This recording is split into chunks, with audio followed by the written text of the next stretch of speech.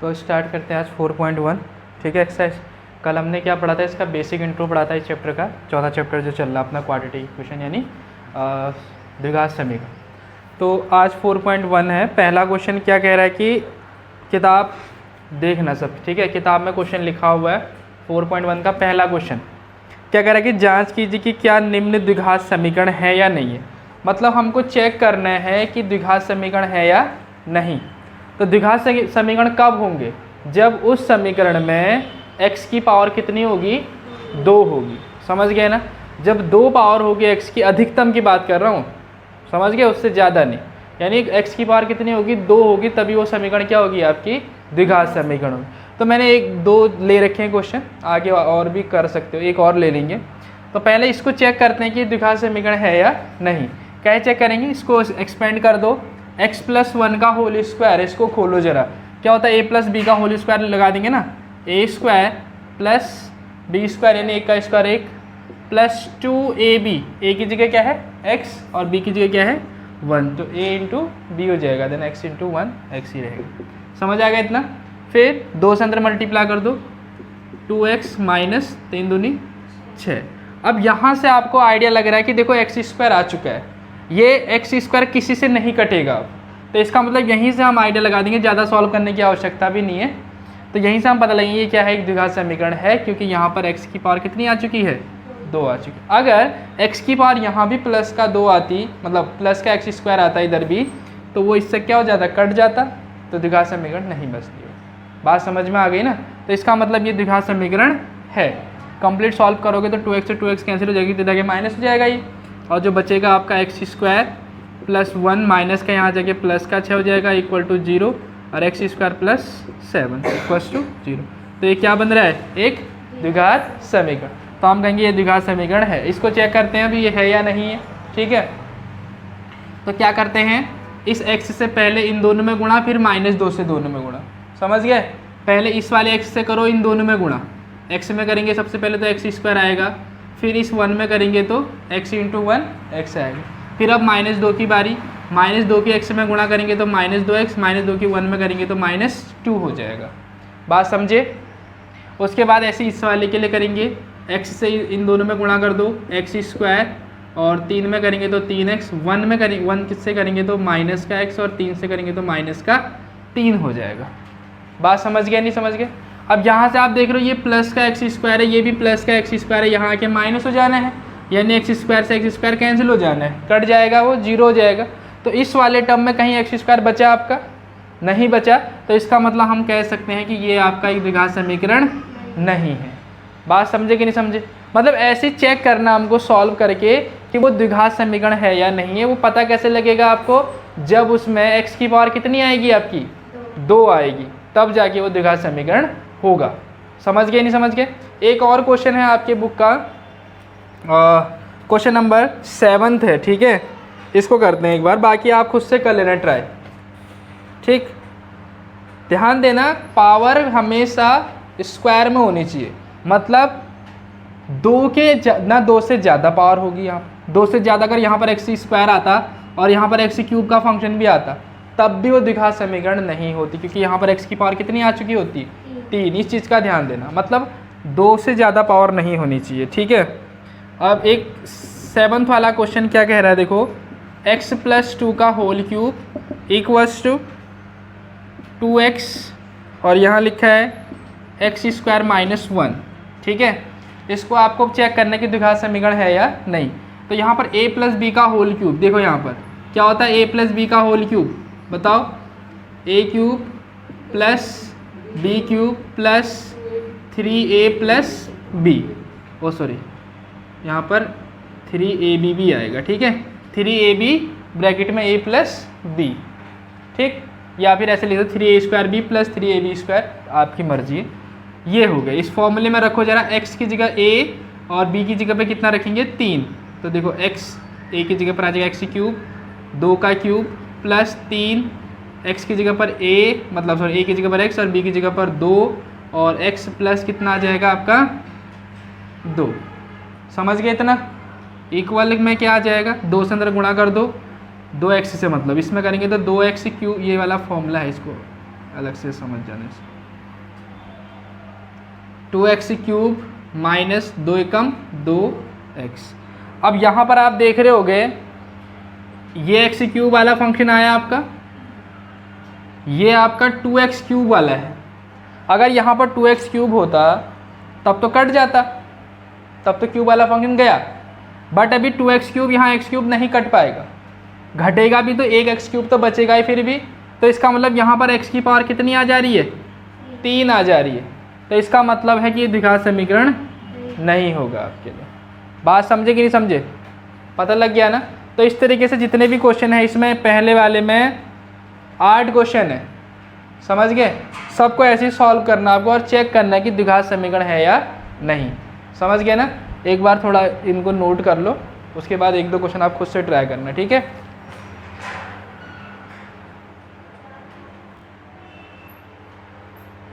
अब देखो दूसरा क्वेश्चन क्या कह रहा है, निम्न स्थितियों को द्विघात समीकरण के रूप में व्यक्त करना है। मतलब आपको इस बार स्टेटमेंट दिया हुआ है और उन सबको आपको एक द्विघात समीकरण के रूप में यानी क्वाड्रेटिक इक्वेशन के रूप में क्या करना है, रिप्रेजेंट करके दिखाना है उसमें, ठीक है। मतलब क्वाड्रेटिक इक्वेशन आपको बनानी पड़ेगी। पहला एक क्या कह रहा है कि एक आयताकार भूखंड का क्षेत्रफल 528 मीटर स्क्वायर है, समझ गए ना। एक रेक्टेंगुलर एरिया है, समझ गए। उसका कितना दे रखा है area, 528 metre square, 528 metre square है। और इस क्षेत्र की जो लंबाई है यानी जो उसकी लेंथ है उसके चौड़ाई के दुगने से 1 अधिक है। मतलब जो लंबाई है चौड़ाई के दुगने से यानी 2 टाइम्स से 1 ज़्यादा है। तो भूखंड की लंबाई और चौड़ाई ज्ञात करो। देखो एक चीज़ बताओ, लंबाई जो है चौड़ाई से दे रखा है ना, दुगने से 1 अधिक। तो अगर चौड़ाई मालूम पड़ गई तो लंबाई अपने आप मालूम पड़ेगी नहीं पड़ेगी। तो हम क्या करेंगे, लंबाई चौड़ाई को मान लेंगे। माना आयताकार भूखंड की चौड़ाई, समझ में आ गया। आयताकार भूखंड की क्या मान लेते हैं, चौड़ाई मान लेते हैं। कितनी है चौड़ाई, x मान लेते हैं, x मीटर। तो आयताकार भूखंड की लंबाई कितनी हो जाएगी बताओ अकॉर्डिंग टू क्वेश्चन। उसने क्या कहा है कि जो लंबाई है वो चौड़ाई के दुगने से यानी 2 गुना 2x से 1 ज़्यादा है। 1 ज़्यादा का मतलब 1 प्लस कर देंगे, 1 कम बोलता तो माइनस कर देते। इतना बात समझ में आ गई होगी। और इसका क्षेत्रफल दे रखा हमको, आयताकार भूखंड का क्या क्षेत्रफल कितना दे रखा है, 528 मीटर स्क्वायर। अब क्षेत्रफल क्या होता है आयत का, बताओ, लंबाई गुणा चौड़ाई यानी लेंथ इंटू ब्रेथ होती है आयत की एरिया। 528 आ गया। लेंथ कितनी है आपकी 2x + 1 और ब्रेथ यानी चौड़ाई कितनी है आपकी x, ये आ गया 528। x से अंदर गुणा कर दो, 2x स्क्वायर इंटू x 1 में करेंगे तो x 528। अब यहाँ से देखो इधर साइड भी लिख लो चाहे ना लिखो, बात देखिए, चलो लिख लो फिर अच्छे से। प्लस का इधर आके माइनस का हो जाएगा 528 = 0। तो ये हमने एक द्विघात समीकरण यानी क्वाड्रेटिक इक्वेशन के रूप में रिप्रेजेंट कर दिया। बना नहीं बना द्विघात समीकरण, देखो x की पावर दो भाई, यहीं तक लिखना है इसको ऐसे कर। हाँ यहाँ बस केवल रिप्रेजेंट करके लिखना है, बस हो गया। सॉल्व आप कर सकते हो, आपको कल मैंने 2 मेथड बताए करने के, ठीक है। अभी तो सॉल्व करने के और क्वेश्चन आएंगे आगे, बट यहाँ इस वाले एक्सरसाइज में आपको सिर्फ क्या करना है, रिप्रेजेंट करके दिखाना, ठीक। बट आप सॉल्व भी कर सकते हो इसको, ठीक है। यहाँ तक समझ में आ गया ना, इसको उतारो फिर।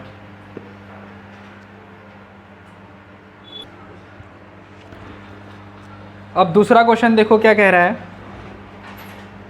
इसमें ये लिखा है कि 2 क्रमागत धनात्मक पूर्णांक का गुणनफल कितना है, 306। तो हमको पूर्णांक ज्ञात करने। पूर्णांक कहाँ से स्टार्ट होते हैं बताओ, कहाँ से स्टार्ट होते हैं पूर्णांक, कहाँ से स्टार्ट होते हैं, होल नंबर कहाँ से स्टार्ट होते हैं। पूर्णांक को क्या बोलते हैं, होल नंबर बोलते हैं। होल नंबर होती है पूर्ण संख्या, पूर्णांक को बोलते हैं इंटीजर, समझ गए। तो वो क्या होते हैं आपके 0 से पॉजिटिव और 0 से नेगेटिव, वो सब पूर्णांक में आते हैं आपके। लेकिन इस बार कौन से पूर्णांक पूछा है हमसे, धनात्मक पूर्णांक पूछा है। यानी 0 से पॉजिटिव की ओर, समझ गए, यानी 1 2 3 4 5, समझ गए, ये वाले पूर्णांक की बात चलिए। तो अगर मान कर चलो क्रमागत पूछा है, तो क्रमागत मतलब क्रम के अनुसार, अगर पहले तुमने 5 लिया तो उस दूसरा क्या लोगे 6, समझ गए ना, क्रम के अनुसार, क्रमागत का मतलब है कि क्रम के अनुसार लेने आपको, लेकिन लेने कितने, दो पूर्णांक लेने, समझ गए, लेकिन हमको पता नहीं कि कौन से लेने, है ना। तो उसके लिए क्या करेंगे, पहला पूर्णांक मान लेंगे, माना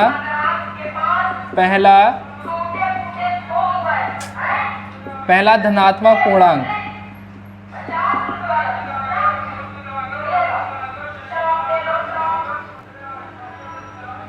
पहला धनात्मक पूर्णांक क्या मान लेंगे, x, ठीक है। उसके बाद दूसरा धनात्मक पूर्णांक क्या मानोगे भाई, एक चीज़ बताओ, पहला आपने 10 माना, मान के चलो, दूसरा कितना होगा फिर 11। अरे क्रमागत पूछ रहा है ना, क्रमागत मतलब उसके जस्ट बाद, यानी एक एक का डिफरेंस चल रहा है ना, तो यही पहला अगर x है तो दूसरा कितना होगा x + 1। बात समझ में आ रही तुम लोग को। अभी x इसलिए माना क्योंकि हमको यही नहीं पता नहीं स्टार्ट कहाँ से करने, बस उसने कहा कि धनात्मक पूर्णांक है कोई से भी दो, बट क्रम के अनुसार लेने हैं आपको, तो कोई भी हो सकते हैं वो, समझ गए ना। तो स्टार्ट अगर x है तो दूसरा कितना होगा x + 1। क्रमागत का मतलब समझ गए ना कि एक एक का डिफरेंस तो रहता है पूर्णांक के बीच। तो अब आगे क्या क्या है, उनका गुणनफल क्या है, उसने गुणनफल 306 दे रखा है।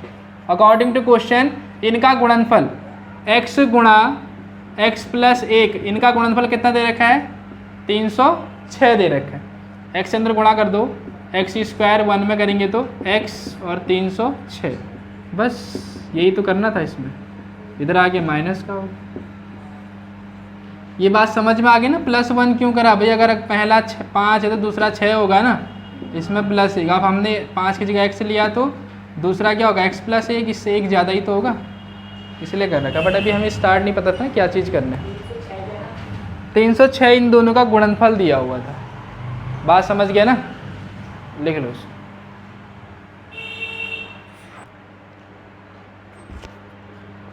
अब इसका थर्ड वाला क्वेश्चन बड़ा अच्छा सा क्वेश्चन है, बहुत अच्छा है ये, आयु वाला, ठीक है, ध्यान से पढ़ना इसको। कह रहा रोहन की माँ उससे 26 वर्ष बड़ी है, ठीक है, रोहन की माँ उससे कितने वर्ष बड़ी है।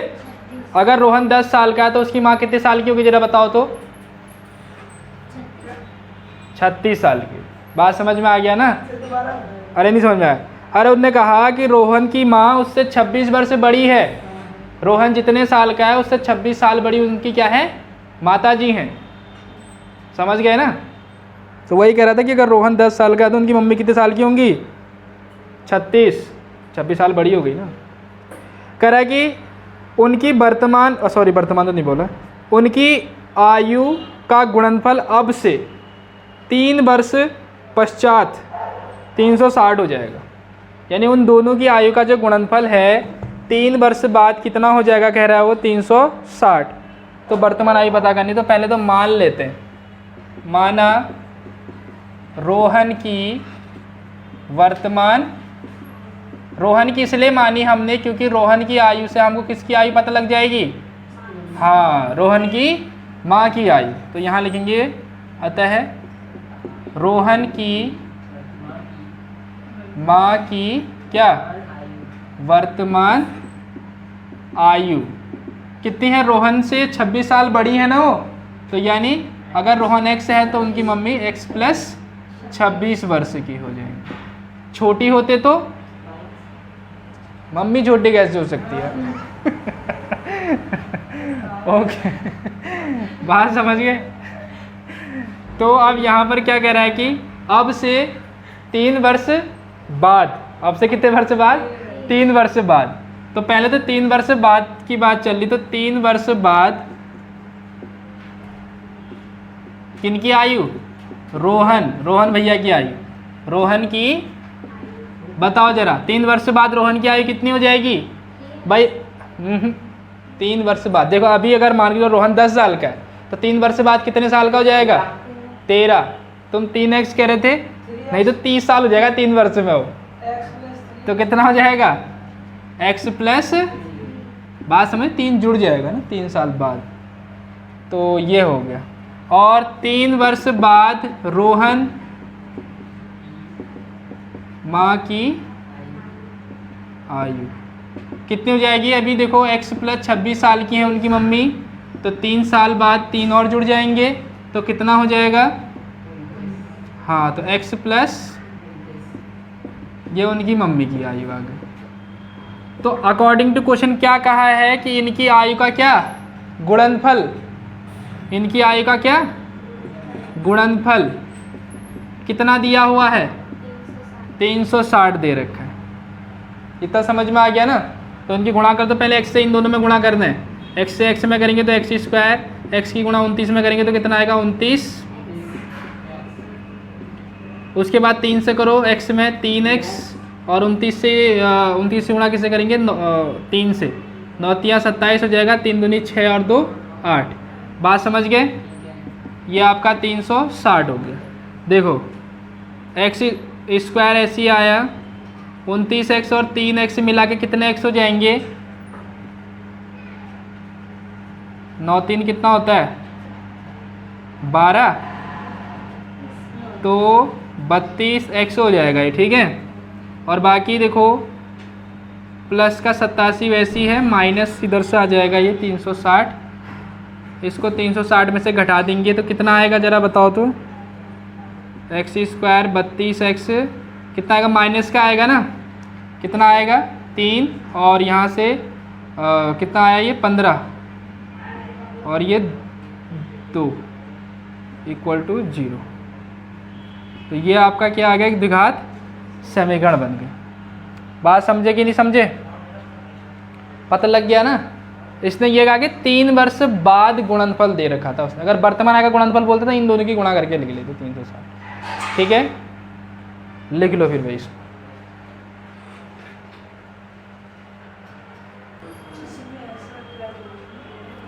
ओके, लास्ट क्वेश्चन है अब, ठीक है, 4.1 एक्सरसाइज का। क्या कहा उसने? एक रेलगाड़ी, यही इसी टाइप का क्वेश्चन अभी और एक्सरसाइज आगे में मिलेगा आपको, ठीक है, तो ध्यान से पढ़ना इसको। एक रेलगाड़ी 480 किलोमीटर की दूरी समान चाल से तय करती है, ठीक है। कितनी डिस्टेंस कवर कर रही है वो?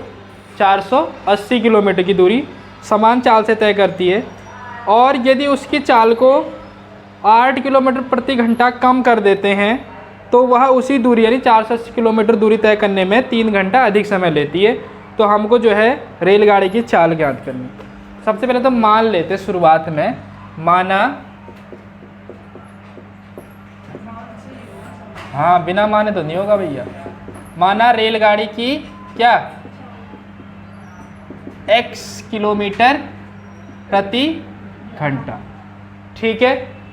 तो अब देखो इस चाल से वो कितनी डिस्टेंस कवर कर रही? 480। तो ऐसे लिखेंगे 480 किलोमीटर दूरी तय करने में क्या लगा, क्या लगेगा?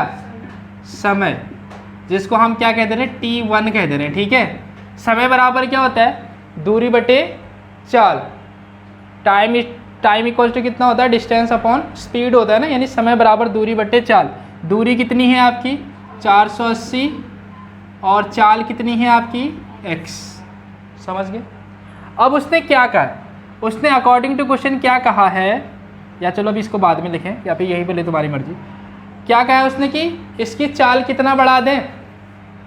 चाल को कितना बढ़ा दें प्रश्नानुसार? 8 किलोमीटर प्रति घंटे चाल बढ़ा नहीं रहे, कम कर दे रहे। समझ गए ना? तो यहाँ लिखेंगे 8 किलोमीटर प्रति घंटे की चाल कम करने पर नई चाल कितनी आएगी? नई चाल पहले x थी, अब 8 कम कर दिया है, तो नई चाल आ जाएगी x - 8 किलोमीटर प्रति घंटा। तो अब इस चाल से इस दूरी को तय करेगी वो, ठीक है। तो ऐसे लिखेंगे x - 8 किलोमीटर प्रति घंटे की चाल से 480 किलोमीटर की दूरी, क्योंकि दूरी सेम है, ठीक है, तय करने में लगा। अब देखो स्पीड कम कर दी है तो टाइम ज़्यादा लगेगा, स्पीड नहीं स्लो चल रहा है तो टाइम तो ज़्यादा लगेगा ना डिस्टेंस कवर करने में, तो समय अलग होगा। तो समय t2 इक्वल्स टू डिस्टेंस कितना है 480 और 40 बार कितनी है x माइनस 8।